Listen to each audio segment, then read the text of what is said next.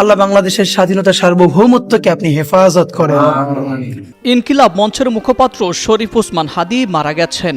বৃহস্পতিবার বাংলাদেশ সময় রাত ৯টা ৪৫ চিকিৎসাধীন অবস্থায় সিঙ্গাপুরে তিনি মারা যান। তার ভেরিফাইড ফেসবুক পেজের এক পোস্টে এই তথ্য নিশ্চিত করা হয়। তার মৃত্যুতে বিএনপি, জামায়াতে ইসলামী ও জাতীয় নাগরিক পার্টি নিজেদের ভেরিফাইড ফেসবুকে তারা শোকবার্তা দেয় দলগুলো।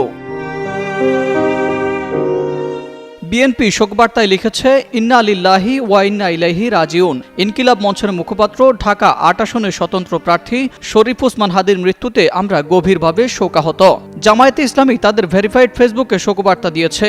শোকবার্তায় দলটি লিখেছে, ইন্না লিল্লাহি ওয়া ইন্না ইলাইহি রাজিউন। ইনকিলাব মঞ্চের মুখপাত্র ও জুলাই আন্দোলনের সম্মুখ সারির যোদ্ধা জনাব শরীফ ওসমান হাদী আজ সিঙ্গাপুরে চিকিৎসাধীন অবস্থায় শাহাদাত বরণ করেছেন। মহান আল্লাহ তাকে ক্ষমা করুন, তার প্রতি রহম করুন এবং শাহাদাতের মর্যাদা দিয়ে জান্নাতুল ফিরদাউসের উঁচু মাকাম দান করুন, আমিন।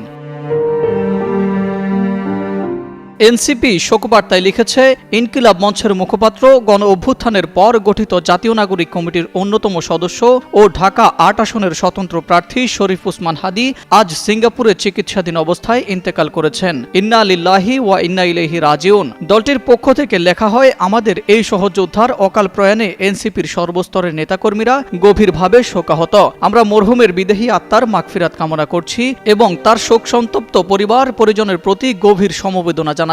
এছাড়া ওসমান হাদীর মৃত্যুতে শোক জানিয়েছেন চরমোনাই পীর মুফতি সৈয়দ রেজাউল করিম। তিনি বলেন, আমি ওসমান হাদীর শোকাহত পরিবার, স্বজন, সহকর্মী, বন্ধু সহ শোকাহত জনতার সঙ্গে সহমর্মিতা প্রকাশ করছি। তার রুহের মাগফিরাত কামনা করে জান্নাতে তার উঁচু মাকামের জন্য দোয়া করছি।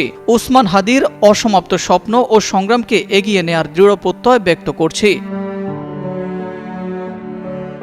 শরীফ ওসমান হাদী ঢাকা ৮ আসনের সম্ভাব্য স্বতন্ত্র প্রার্থী ছিলেন। তাকে গত ১২ ডিসেম্বর রাজধানীর পল্টনের বক্স কালভার্ট রোডে ব্যাটারি চালিত অটোরিকশায় করে যাওয়ার সময় গুলি করা হয়। গুলিবিদ্ধ হাদীকে প্রথমে ঢাকা মেডিকেল কলেজ হাসপাতালে, এরপরে অবস্থার অবনতি হলে এভার কেয়ার হাসপাতালে ভর্তি করা হয়। গত সোমবার উন্নত চিকিৎসার জন্য তাকে এয়ার অ্যাম্বুলেন্সে করে সিঙ্গাপুরে নেওয়া হয়। সেখানেই চিকিৎসাধীন অবস্থায় শেষ নিঃশ্বাস ত্যাগ করেন তিনি।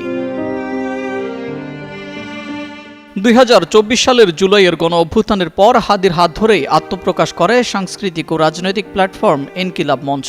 সংগঠনটির ঘোষিত লক্ষ্য সব ধরনের আধিপত্যবাদের বিরোধিতা, স্বাধীনতা ও সার্বভৌমত্ব রক্ষা ও ইনসাফভিত্তিক রাষ্ট্র গঠন। খুব দ্রুতই এই প্ল্যাটফর্ম তাকে পরিচিত করে তোলে একটি প্রভাবশালী কণ্ঠ হিসেবে। এই অবস্থান তাকে যেমন সমর্থন দিয়েছে, তেমনই তৈরি করেছে শত্রুরও। গত নভেম্বর মাসে নিজের ফেসবুক পেজে দেওয়া এক পোস্টে হাদী জানিয়েছিলেন, দেশি বিদেশি অন্তত ৩০টি নম্বর থেকে তিনি হত্যার হুমকি পাচ্ছেন।